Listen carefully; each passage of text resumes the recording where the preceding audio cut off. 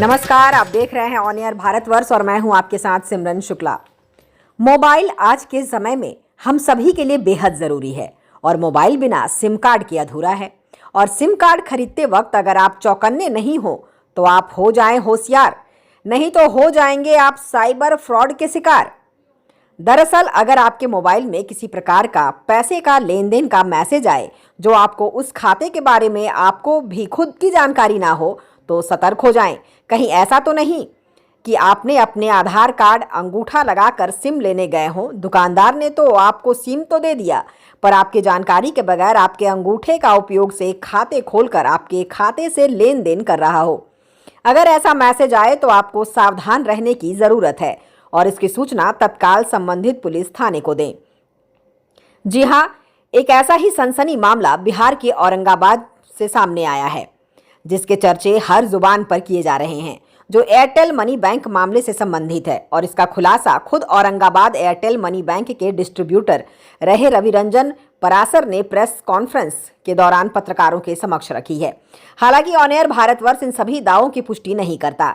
रविरंजन ने कहा कि बेनामी खातों से करोड़ों की लेन देन जानकारी देने के बावजूद पुलिस प्रशासन मौन है। इस मामले को लेकर उन्होंने औरंगाबाद साइबर थाना, एसपी, आईजी, बिहार अपराध इकाई बिहार सहित एयरटेल मनी बैंक के अधिकारियों को भी साक्ष्य के साथ अवगत कराया, पर किसी ने भी इस बड़े मामले की सूद नहीं ली और ना ही मेल का कोई जवाब दे सके। हालांकि पुलिस अधिकारी निष्पक्ष जांच करे तो एयरटेल मनी लॉन्ड्रिंग केस में कई परतें खुलेंगी, जो बिहार का सबसे बड़ा मनी लॉन्ड्रिंग हो सकता है। एयरटेल मनी बैंक में विगत 8 सालों से औरंगाबाद जिले में डिस्ट्रीब्यूटर रहे रविरंजन परासर ने यहां तक दावा किया है कि जिन लोगों के खाते से बड़ी लेन देन की गई है उन्हें ये भी पता नहीं कि एयरटेल मनी बैंक में उनके नाम का कोई खाता भी है। जब इस मामले पर मैं विरोध करना शुरू किया तो इन लोगों ने मेरा ही डिस्ट्रीब्यूटर आईडी को होल्ड कर दिया, जिससे मेरे लाखों रुपए फंसे पड़े हैं। सिर्फ औरंगाबाद जिले में 10 से 12 करोड़ की मनी लॉन्ड्रिंग की संभावना है। आगे और कुछ सनसनीखेज बातों को कहा है परासर ने, हम आपको तफ्तीश से सुनाते हैं।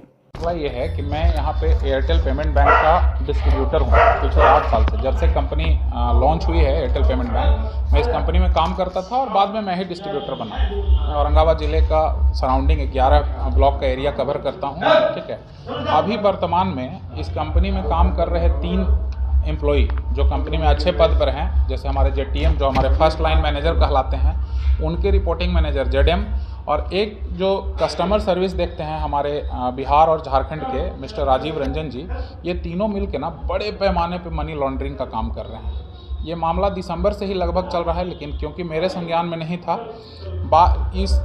मेरे संज्ञान में होता तो शायद मैं नहीं फंसता।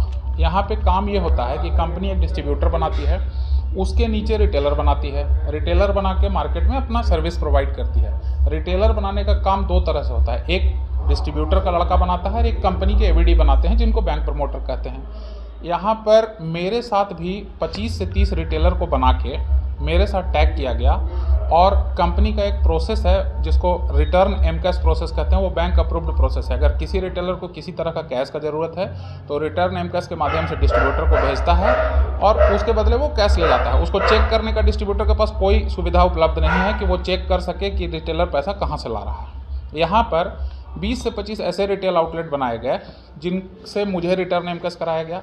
जब मैंने उन्हें पैसे देने से मना किए तो हमारे जेटीएम बोले कि आप उनको पैसे दीजिए, वो मनरेगा का काम कर रहे हैं। मैंने इस मामले को दिसंबर में मेल पे भी हाईलाइट किया था कि मुझे डाउट हो रहा है कि ये पैसा कहाँ से आ रहा है, लेकिन जेडएम और जेटीएम कृष्णकांत जी और संजीव कुमार राय दोनों क्लियर वे में बोले कि मनरेगा का काम कर रहे हैं, इनको आप पैसे देते रहिए। अचानक से मेरे खुद के पोर्टल पे होल्ड लगना शुरू हो गया, अमाउंट होल्ड लगना शुरू हो गया।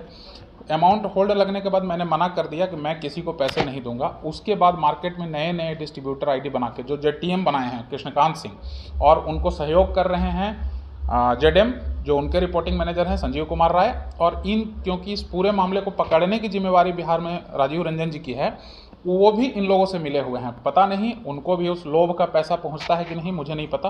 और करोड़ों रुपया का मनी लॉन्ड्रिंग किया गया। बहुत सारे रिटेलर ऐसे बनाए गए जिनको पता भी नहीं है कि वो रिटेलर बने हैं, उनके अकाउंट में पैसे डाले गए, उस अकाउंट को रिटर्न एम कैश के थ्रू डिस्ट्रीब्यूटर को ट्रांसफ़र किया गया, फिर उस पैसे को कैश में कन्वर्ट करके और ये सभी लोग आपस में बांट रहे हैं। ऐसा करोड़ों रुपया का घपला किया गया है। इसका एविडेंस जब मेरे पास आया, जब मैंने बात किया तो इन्होंने मुझे ही बंद कर दिया, मेरे ही आईडी को बंद कर दिया। ये है उसका विवरण जो मैंने अपने लेटर हेड पे प्रिंट आउट करा के अपने से लिख के मैंने कंसर्न थाने को भी दिया था, लेकिन थाना एफआईआर नहीं लिए। उन्होंने बोला कि वो मुझे डीएसपी साहब से मिलवाएंगे। फिर मैंने इसके बारे में इसकी जानकारी एसपी साहब को मेल के माध्यम से दी। यहाँ पर जो आर्थिक अपराध इकाई है पटना में, मैंने उनको भी एक मेल भेजा है मैंने पहले, और इसके बाद कंपनी के सभी सीनियर्स को जहाँ तक मेरी पहुँच है मैंने उन सभी को मेल के माध्यम से अवगत कराया है, किंतु अभी तक इस पर कोई संज्ञान नहीं हुआ। मैं जानना चाहता हूँ कि हज़ारों लोगों का पैसा इतने बड़े पैमाने पे यहाँ पे कंपनी द्वारा मनी लॉन्ड्रिंग किया जा रहा है और कंपनी इस पे सो रही है। कंपनी के एम्प्लॉय कंपनी के पद का दुरुपयोग करके करोड़ों का कारोबार कर रहे हैं और बहुत बड़ा चोरी कर रहे हैं। ठीक है, इस पैसे से, इस लॉन्ड्रिंग से आम लोगों का क्या नुकसान हुआ है? आम लोगों का सबसे बड़ा नुकसान ये है कि पैसा हमारा और आपका है।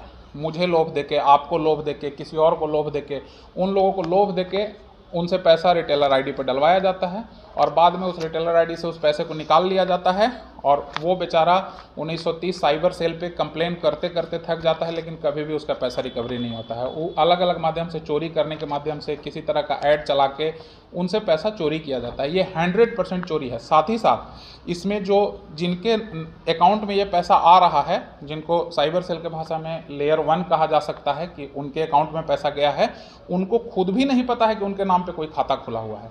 इसमें ZTM, ZM, CS और कुछ रिटेलर्स जिसका नाम मैं उपलब्ध करा रहा हूं, अगर इनको पुलिस गिरफ्तार करे तो इस पूरे मामले का भंडाफोड़ हो जाएगा। बिहार में इतना बड़ा मनी लॉन्ड्रिंग का केस कभी नहीं हुआ होगा जितना बड़ा ये केस हो रहा है। ये पूरे बिहार में बड़े पैमाने पर चल रहा है, लेकिन मैं पूरे बिहार की बात नहीं करूंगा क्योंकि जब बिहार के CS हेड ही इससे मिले हैं तो अलग अलग जोन में भी चल रहा है, जिसकी सूचना मुझे मौखिक रूप से है, किंतु मेरे पास उसका सबूत नहीं है जो मैं नहीं दे पाऊंगा। लेकिन मेरे जोन में जो ये काम हो रहा है, औरंगाबाद में जो ये काम हो रहा है, इसका सबूत मेरे पास उपलब्ध है, जिसकी सूचना मैंने फेक अकाउंट्स खुलने का कोई संभावना होता ही नहीं है, लेकिन ये फेक ही अकाउंट है। पहली चीज़ कि अभी के समय में अकाउंट बिना आधार ऑथेंटिकेशन के खुलता नहीं है, फिंगर लगाया जाता है। लेकिन अगर मैं आपका खाता खोलूं और आप किसी और काम से मेरे पास आए हैं, आप APS करवाने मेरे पास आए हैं, लेकिन मैंने आपका खाता खोल दिया, तो ये एक तरह का फेक ही अकाउंट है, क्योंकि आपको पता नहीं है कि मैंने आपका खाता खोल दिया और मैं उससे लाखों रुपए का ट्रांजैक्शन कर रहा हूँ, मनी लॉन्ड्रिंग कर रहा हूँ, तो इसको आप फेक ही अकाउंट कह सकते हैं। अकाउंट खोल रहा तो ये भी पता नहीं है कि मेरा अकाउंट? जी नहीं, मैं आपको बता रहा हूँ कि किसी भी अकाउंट होल्डर को इनमें से गिरफ्तार किया जाएगा तो उन्हें नहीं पता है कि उनका अकाउंट खुला है। वो निर्दोष हैं और उनको दोषी बनाया जा रहा है। तो क्या आप मानते हैं कि एयरटेल पेमेंट बैंक से जो लाखों करोड़ों की ठगी हो रही है, तो इसमें रक्षक ही भक्षक हैं? हाँ, मैं इसको पूरे दावे के साथ कह रहा हूं कि जिनकी जिम्मेवारी है कि इस कंपनी के काम को सुचारू रूप से करवाएं, जो रक्षक हैं, जिनकी जिम्मेवारी थी कि अगर किसी तरह का मार्केट में किसी तरह का फ्रॉड होता है उसको पकड़ा जाए, वो सभी आपस में मिलके इस पूरे चोरी किए हुए पैसे को आपस में बांट रहे हैं और वही भक्षक है। क्या चाहते हैं हम चाहते हैं कि पुलिस इस पर कार्रवाई करे, मेरा भी पैसा जो लाखों रुपया इसमें फंसा हुआ है उसको रिकवरी कराए और साथ ही साथ उन लोगों का पैसा जिनका फंसा हुआ है उन लोगों को न्याय दे, ताकि आगे ये काम और ना हो, आगे और लोगों को इस तरह का कॉम्प्लिकेशंस का सामना ना करना पड़े और किसी के खाते से पैसे की चोरी ना हो। जब आपने विरोध किया था आपका भी खाता को क्लोज कर? जैसे ही मैंने इसका विरोध किया, अभी वर्तमान में मेरा डिस्ट्रीब्यूटर आईडी को कोई C2 बोल के बंद कर दिया गया है। मैंने अभी तक कंपनी को करीब 10 मेल किया है, जिसमें मैं उनसे ये भी जानकारी मांग रहा हूँ कि आपने आखिर मेरा डिस्ट्रीब्यूटर आईडी क्यों बंद किया, तो वो उसका भी जवाब अभी तक उपलब्ध नहीं करा पाए हैं और वो करा भी नहीं पाएंगे। वो इसलिए नहीं करा पाएंगे क्योंकि वो तो चोरी कर रहे हैं, उनको उनके चोरी के बारे में पता है कि वो चोरी कर रहे हैं और ये लोग इतने निर्भीक हैं, इनको लगता है कि क्योंकि ये मामला बहुत कॉम्प्लिकेटेड है, डिस्ट्रीब्यूटर का अपना लापू नंबर होता है जिसके अंदर अकाउंट नंबर होता है, हर रिटेलर का अपना लापू नंबर होता है जिसके अंदर अकाउंट नंबर होता है, तो इसको कोई ब्रीफ नहीं कर पाएगा, जिसके चलते इन लोग चोरी नहीं पकड़े जाएंगे। लेकिन मैं किसी से नहीं डरता, इसीलिए मैं इसको ब्रीफ करूँगा क्योंकि मैं खुद पीड़ित हूँ, मेरा लाखों का चोरी हुआ है और मेरे जैसे हज़ारों लोग ऐसे हैं जिनका पैसा चोरी किया गया है और इस चोरी के घटना के बाद मैं चाहता हूं कि इन सभी लोगों पे कार्रवाई हो। क्या नाम है? मेरा नाम रवि रंजन परासर है। मैं औरंगाबाद में एयरटेल पेमेंट बैंक का डिस्ट्रीब्यूटर हूं। मेरा ऑफिस MG रोड में डॉक्टर अनिल सिन्हा के जस्ट अपोजिट में है।